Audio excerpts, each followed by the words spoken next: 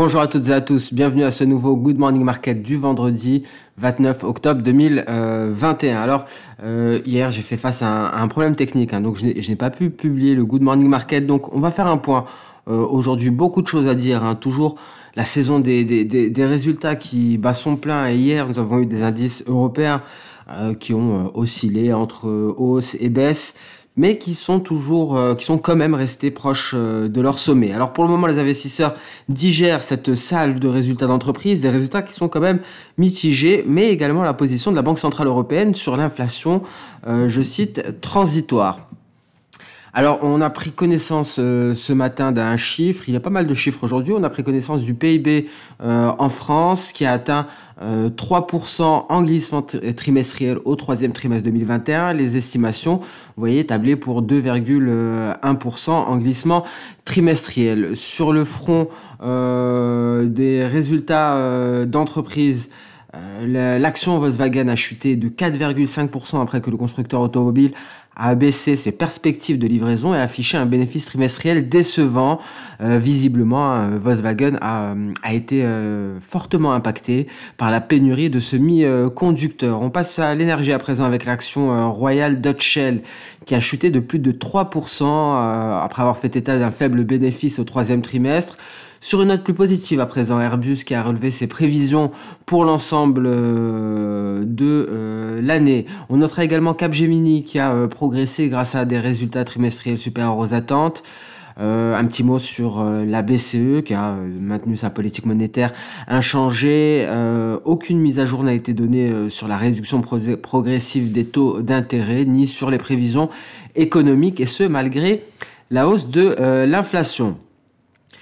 Donc les pressions inflationnistes restent élevées en Europe et la reprise économique se poursuit, même si la Bundesbank a déclaré que l'économie allemande devrait ralentir fortement au quatrième trimestre en raison de pénuries et d'un ralentissement de la demande. Donc nous allons à présent nous intéresser à Wall Street. Hier, on a eu une séance avec un nouveau record historique du Nasdaq. Alors au début, Apple et Amazon avaient progressé de plus de 3% avant la publication de leurs résultats. Alors finalement, on finit en baisse de 3,5% pour Apple et de 4% pour Amazon après la clôture, parce que les deux sociétés n'ont pas atteint les prévisions de revenus et ont indiqué que les problèmes de chaîne d'approvisionnement constituent un facteur important. Alors il y a eu d'autres publications de résultats, évidemment Caterpillar, Merck, qui ont renforcé le sentiment de marché avant la publication des résultats d'Apple et d'Amazon. On a également Ford qui a fortement progressé grâce à la surprise créée par le plan des bénéfices. eBay et Twilio qui ont chuté en raison de prévisions peu encourageantes. Et à noter concernant Facebook, Facebook change de nom. Facebook va s'appeler Meta à présent, dans le cadre d'un changement stratégique qui vise à mettre l'accent sur le développement de son monde virtuel, alors que son activité principale, qui est une activité de réseau social, est en grande difficulté à l'heure actuelle. Il faut noter également que Facebook a dû faire face à un déluge de révélations au cours du mois dernier, des révélations qui proviennent de France Hogan, une ancienne employée qui est devenue dénonciatrice, qui a révélé des rapports qui montrent que l'entreprise est consciente des nombreux dommages causés par ces applications et services, mais qu'elle ne rectifie pas les problèmes ou qu'elle peine à les résoudre. Donc voilà pour Wall Street, voilà pour la publication des résultats en Europe et aux États-Unis. Alors le Bitcoin se remet peu à peu pour aller chercher, pour se hisser au-dessus des 60 000 $. Les altcoins ont également enregistré des petites hausses hier. La capitalisation du marché des crypto-monnaies s'élève actuellement à 2590 milliards $, soit une hausse de 4,71% par rapport à la clôture d'avant-hier. On notera, on va parler maintenant matières premières et d'ailleurs on va voir hein, une marque m'a indiqué en commentaire, d'ailleurs je le remercie, avoir détecté un borderline, un double creux façon au soda. On va en parler, c'est sur le maïs, effectivement, hein, je confirme. J'étais ravi de le découvrir également. On va en parler. On parle également d'abord du gaz naturel, hein, des fondamentaux. Il y a eu une forte baisse du gaz nat hier. La Russie a annoncé qu'elle expédierait davantage de combustible hein, en Europe en prévision de la prochaine saison de chauffage. Et en parallèle, le rapport hebdomadaire de l'EIA a montré une constitution de 87 milliards de pieds de cubes de gaz naturel dans les stocks la semaine dernière. C'est légèrement supérieur aux prévisions du marché, des prévisions qui tablaient pour une augmentation de 86 milliards de pieds de cubes. Donc voilà, concernant les différents marchés, on va pouvoir passer à présent au compartiment des indices. On va voir, ça commence, ça se maintient dans le vert hein, pour le moment. Donc, voyez le CAC 40 ici, on a un signal hein, qui a été validé, ça ne change pas, on n'a toujours pas atteint les 6850. C'est notre objectif, rien n'a changé sur le CAC 40 hein, en données journalières, pas d'informations supplémentaires par rapport à avant-hier. Hein, vous voyez, on attend d'atteindre cet objectif qui sera le dernier rempart avant les récents sommets légèrement au-dessus des 6900. Qu'en est-il du DAX? Alors le DAX, vous voyez, c'est une configuration qu'on voit assez souvent.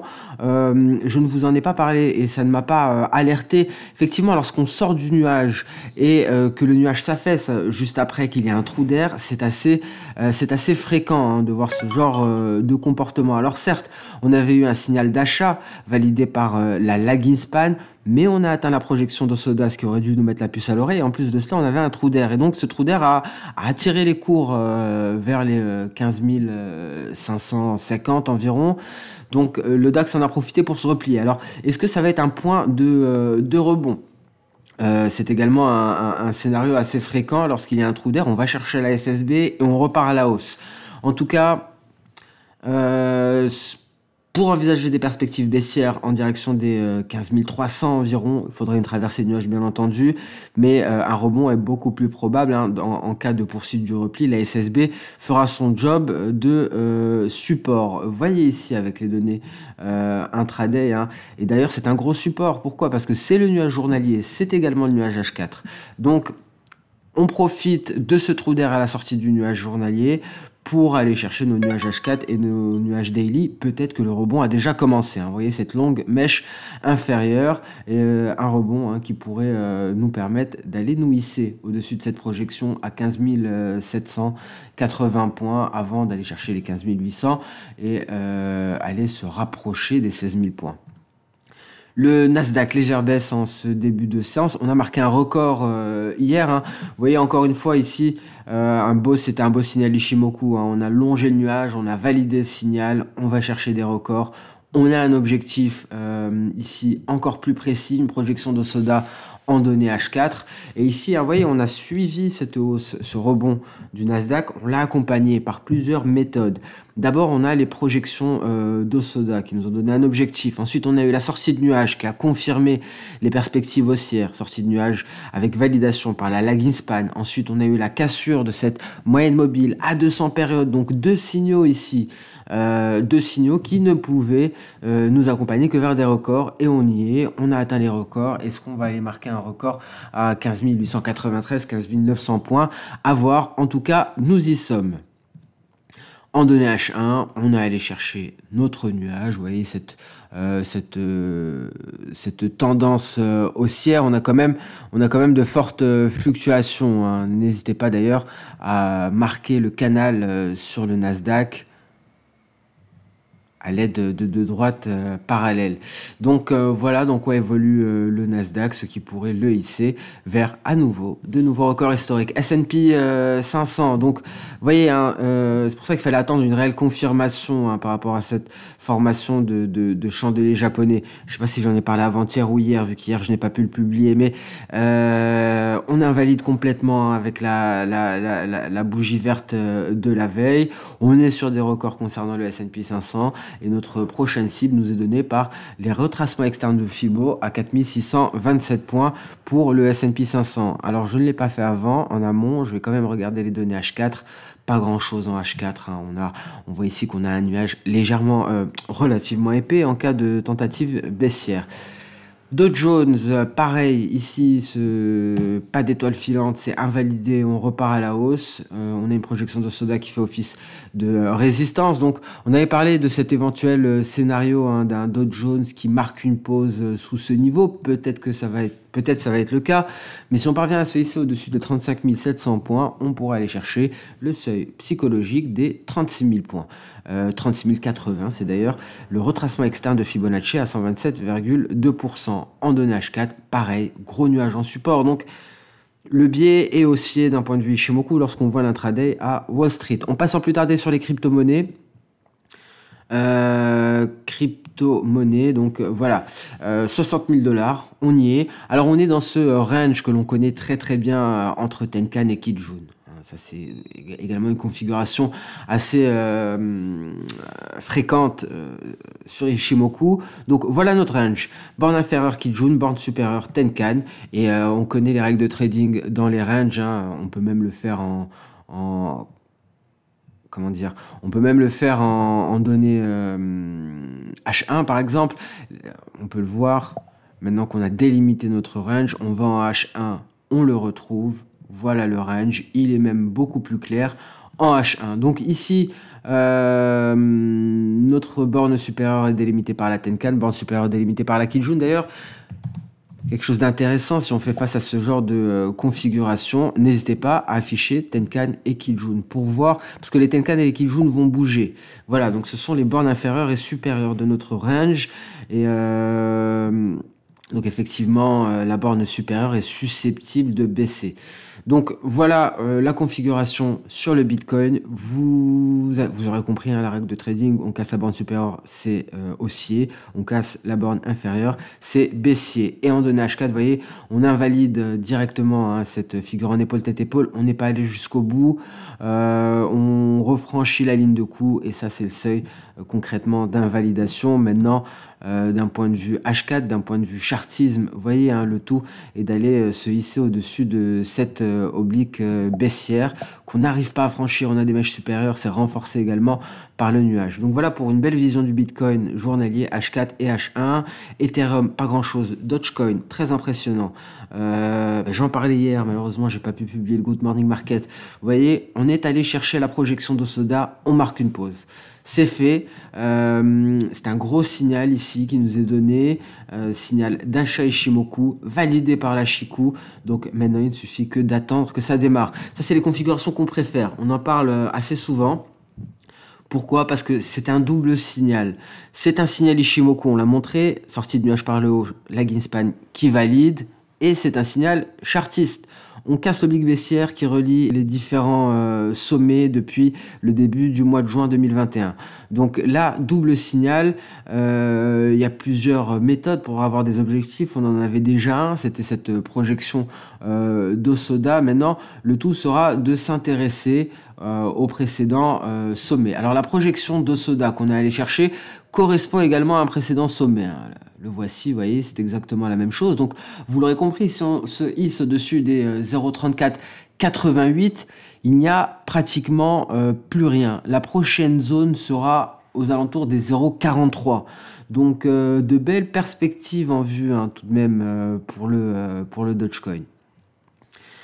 Malheureusement, ce n'est pas le cas pour le reste. Polkadot ne nous fait pas grand-chose, Binance Coin non plus. Cardano, attention, voilà, Cardano, je voulais en parler.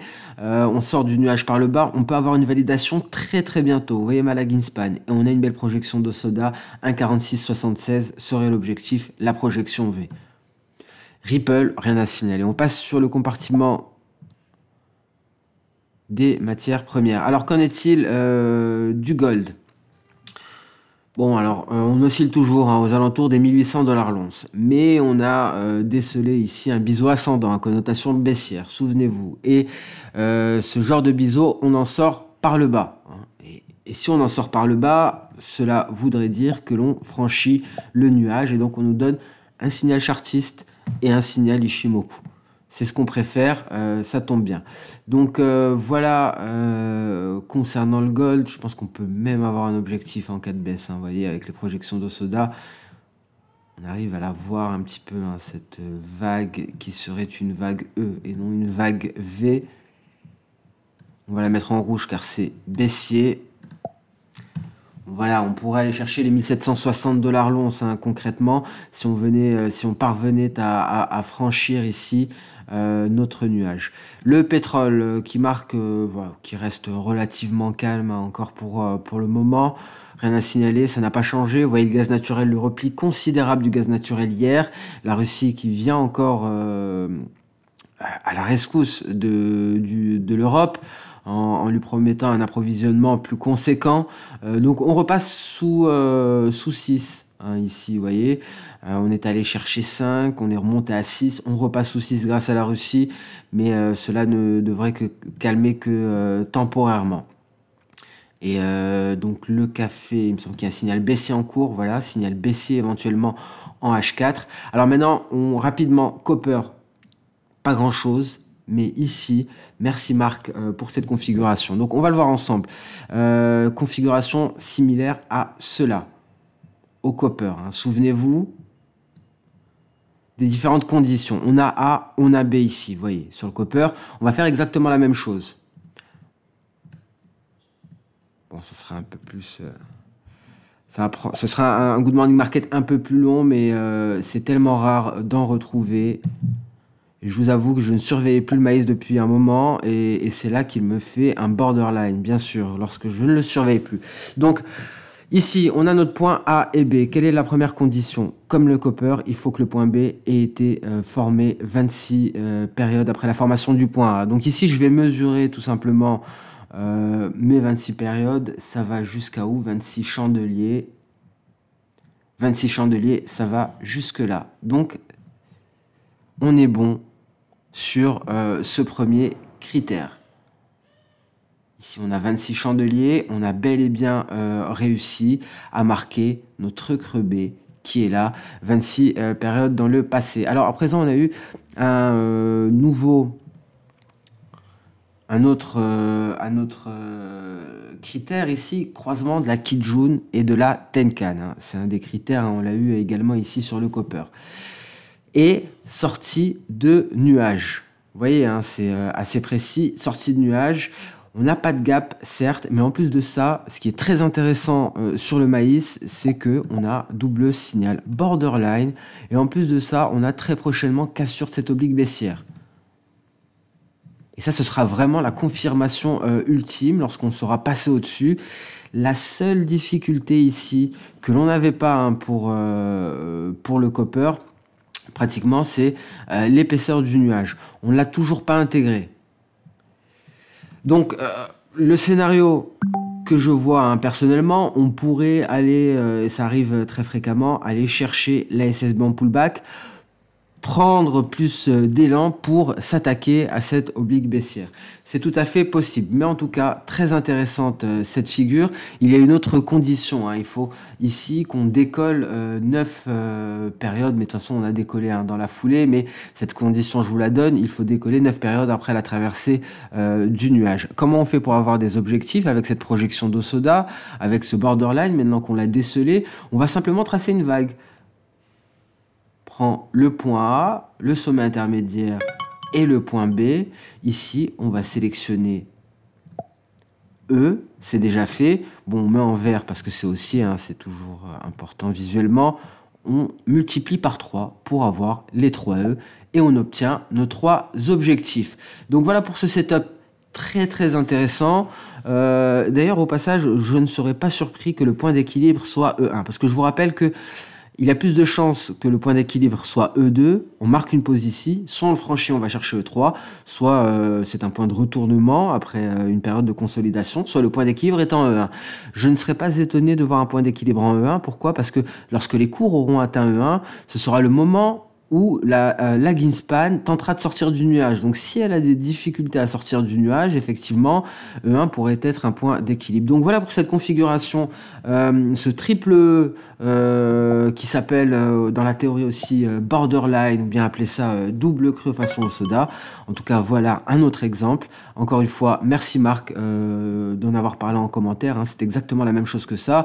Vous connaissez, hein, les autres, ici, il faut que ça décolle 26 périodes après le sommet sommets intermédiaires, mais c'est déjà le cas, donc pas besoin de le faire. Lorsque vous avez tracé un trait de 26 périodes, vous n'avez qu'à le dupliquer sur les différents éléments. Donc voilà pour cette petite parenthèse formation. On passe sans plus tarder sur le marché d'échange avec une hausse considérable de l'euro-dollar, baisse du dollar, le dollar qui est allé casser les sommets du 31 mars, qui tente de retrouver des couleurs aujourd'hui, et il aura de quoi retrouver des couleurs. Regardez le calendrier, on a PCE, on a les anticipations d'inflation. Alors honnêtement, sur l'euro-dollar, sur le dollar, ça devrait bouger aujourd'hui. Un dollar qui a donné un signal baissier, vous voyez, finalement on n'en est pas sorti par le haut, c'est par le bas qu'on est sorti de notre nuage, aller marquer un creux, un niveau qui n'avait pas été revisité depuis le 27 septembre. Cela a permis à l'euro-dollar de progresser fortement, mais toujours pas de signal haussier. Alors tout ce que ça change, c'est que ça m'annule cette projection d'Ossoda. Pourquoi? C'est à savoir ça aussi parce qu'on s'est hissé au-dessus de ce niveau-là.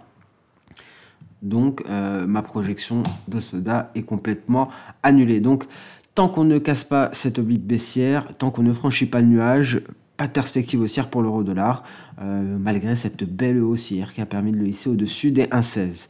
L'euro-dollar ici, on voit bien l'impulsion de la veille. GBP-USD, il semble s'en tirer également. Je pense qu'on va avoir un signal haussier finalement pour aller chercher les 1,3910. Car on parvient à se désengager du nuage et à s'éloigner quelque peu de cette oblique baissière. USD CAD, toujours rien à signaler, on attend d'aller chercher la suite de notre objectif. GBP-Yen, attention pour avoir un signal d'achat très prochainement, voilà, je voulais vous en parler. Si on sort du nuage ici, ESIMA, la Greenspan, se désengage, franchit la Kijun, donc signal d'achat à 157,090 environ.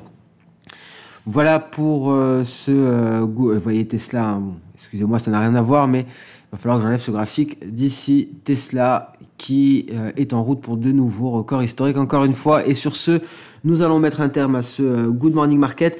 Merci à toutes et à tous. Désolé pour cette semaine où je n'ai pas pu publier de Good Morning Market.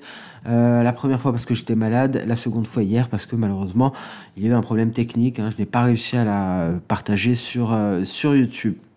Merci à toutes et à tous, très bon vendredi, très bon week-end prolongé car il me semble que c'est férié lundi. Dans ce cas-là, on se retrouve bien entendu mardi pour le prochain Good Morning Market. Au revoir.